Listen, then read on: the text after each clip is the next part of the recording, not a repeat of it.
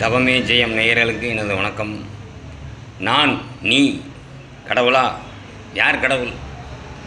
இங்கு யார் சிவம் என்று கேட்டால் நீதான் சிவம், நான் தான் சிவம், நீதான் கடவுள், நான் தான் கடவுள், உன்னுள் புகுந்து பார், நீதான் கடவுள் என்றெல்லாம் கூறுகிறார்கள். அப்படியெல்லாம் நானும் நீயும் கடவுளாக முடியாது. நாங்கள் முன்னமே கூறினோம், இந்த தேகம் நாம் அல்ல, இது நாமும் அல்ல என்று. நமது தேகம் இது இல்லாத போது எப்படி இந்த தேகம் கடவுளாக முடியும்? நீதான் கடவுள் என்று கூற முடியும்? இந்த தேகம் ஒரு ஸ்பேர் பார்ட்ஸ் எந்திரம், பல பாகங்கள் சேர்ந்து மின்சாரத்தை வைத்து ஓட்டுகிறோம்.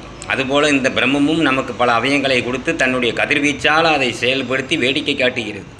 எப்படி சூரியன் தன் கதிர்களால் உலக ஜீவராசிகளை வளர்க்கிறோ அதுபோல் இந்த பிரம்மமும் தன் கதிர்களால் உயிர்கள் போல் நம்மையெல்லாம் விளையாடி மகிழ்கிறது. உண்மையில் நமக்கெல்லாம் தனித்தனி உயிரோ தனித்தனி வாழ்வோ கிடையாது.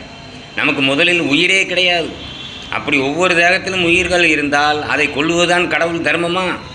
இறைவன் எந்த உயிரையும் பறிப்பதில்லை.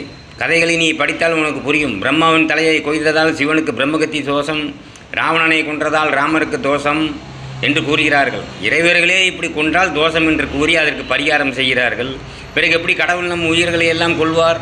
சிந்தனை செய்யுங்கள். சிந்தனை என்பது ஒரு விதை. நாம் எந்த சிந்தனையும் இல்லாமல் அந்த பிரம்மத்திடம் மனதை வைத்தால் நாம் பிரம்மத்தில் கரைந்து விடுவோம். பிறகு பிறவியில் இல்லை.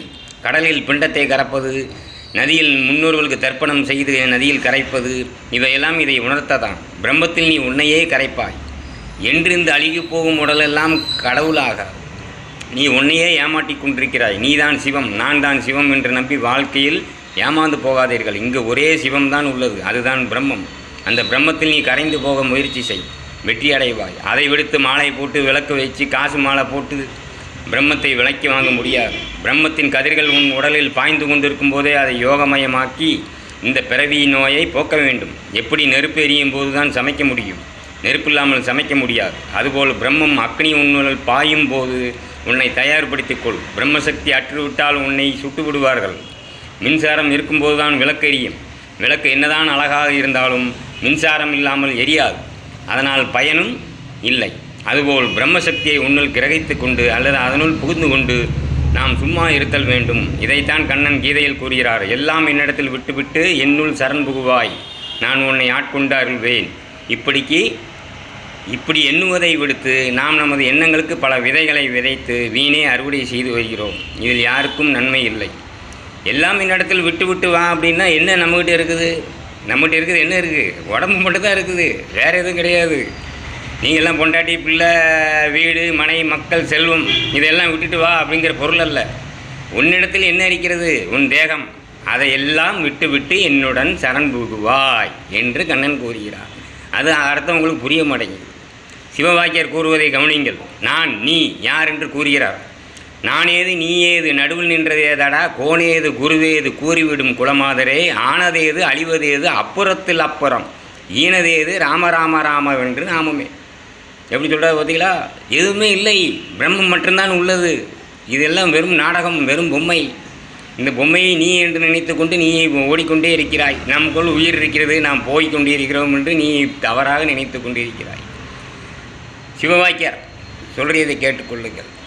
அப்புறம் சொல்கிறது பாருங்கள் சிவவாக்கியர். நட்டக்கல்லை தெய்வம் என்று 4 புஷ்பம் சாத்தியை சுற்றி வந்து முணமுணர்ந்து சொல்லும் மந்திரமேதாடா, நட்டக்கல்லும் பேசுமா நாதனுள்ள இருக்கையில், சுட்ட சட்டி சட்டுவம் கரிச்சுவை அறியுமா அப்படிங்கிறது. நம்ம சுட்ட சட்டியில் நம்ம சாம்பார் வைக்கிறோன்னா அந்த சட்டி அளவு சாம்பாரோடைய டேஸ்ட்டு தெரியுமா? தெரியாது. சட்டிக்கும் தெரியாது, கரண்டிக்கும் தெரியாது, அந்த கரிச்சுவை அறியாது. அப்போ நாதன் உள்ளிருக்கையில், நாதன் உள்ளங்க பிரம்மத்தில் நாம் இருக்க வேண்டும். அப்பொழுதுதான் நீங்கள் அதை அறிய முடியும். நீங்கள் இந்த தேகமான சட்டியை தூக்கிக்கிட்டு இதுதான் நீங்கன்னா அங்கே ஒரு சுவையும் உங்களுக்கு கிடைக்காது. பிரம்மத்தில் நிலைத்திருப்போரிடம் உங்கள் உபதேசம் தேவையில்லை. நீ யார் அதற்கு உபதேசம் சொல்ல? அது எதையும் ஏற்றுக்கொள்ளாது, அதற்கு எதுவும் தேவையும் இல்லை. அது எதையும் தனி ஒருவருக்கு கொடுப்பதும் இல்லை. உனக்கு தேவை என்றால் நீ உட்புகுந்து எதையும் எடுத்துக்கொள்ளலாம். தட்டுங்கள் திறக்கப்படும். இயேசுநாதர் சொல்கிறார், தட்டுங்கள் திறக்கப்படும், கேளுங்கள் கொடுக்கப்படும். எதை தட்டணும்? அண்ணாக்கை தட்டினால் கேட்பதெல்லாம் கிடைக்கும். உதாரணம், நமது ஞானகுரு ரமணர் ஞானி எப்படிப்பட்டவருங்க தெரியுமா? மாங்கனி போல் முன்னால் புளிக்கும், அதுக்கப்புறம் பழுத்ததுக்கப்புறம் இனிக்கும் இல்லையா? சுவையான மாம்பழமாக திகழ்வார். மக்கள் அப்படி இல்லை, புளியங்காய் மாதிரி பிறந்தது முதல்ல அது பழுத்தாலும் மறுபடியும் புளிக்க தான் செய்யும். காயாக இருந்தாலும் புளிக்க தான் செய்யும், பழுத்தாலும் புளிக்க தான் செய்யும், அதன் சுவை மாறாது. அதுபோல தான் மக்கள். அதனால் நீங்கள் ஞானியாக இருக்க பாருங்கள், மக்களாக இருக்க பார்க்காதீர்கள். புரியறதா? மாங்கனியாக திகழ வேண்டும், புளியங்காயாக இருக்க வேண்டாம். வணக்கம்.